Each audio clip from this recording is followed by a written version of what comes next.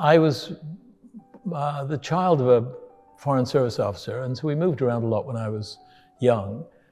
My early memories are of living in England, where we moved when I was 4, and we left there to come to the States when I was 9.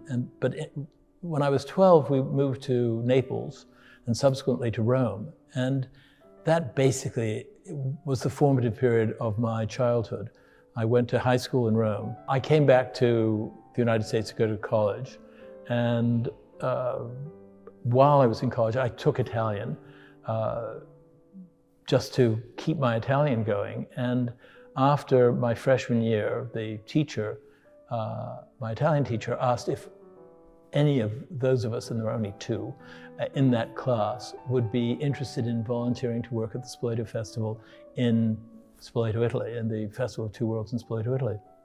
And I thought this would be terrific. So I started working at the festival in Italy in 1969.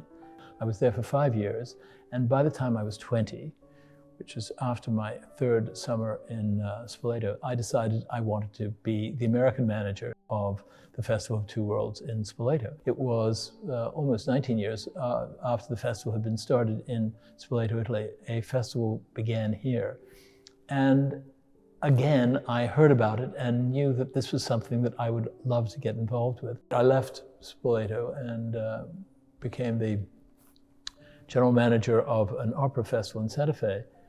And I missed the variety. I mean, I love opera, but I also love dance. I also love theater. I also love the opportunity to do things that are based in a particular place with such a history as Charleston. When artists comment on society, they comment on their own lives, they comment on the lives of others. And when we can hear those comments and when we can absorb those comments, I think that we appreciate life just a little bit more. I mean, they're thinking about their own humanity, and by extension, they allow us to think about our own humanity. And sometimes what they say offends some people, and it will. I became involved with the Anson Burial, which is now called the Anson African Burial Memorial, when I realized that I had walked past the place where 36 people of African extraction had been buried after their bodies had been found during the renovation of the Gilliard. Their bodies were reinterred halfway between the Spoleto office and the entrance to the Gilliard, and I'd walked past it pretty often and had not noticed the plaque on the ground. And the plaque says, this is going to be temporary. So I talked to the mayor, and he convened a group of, I think, 20 to 24 people to discuss what should be put there.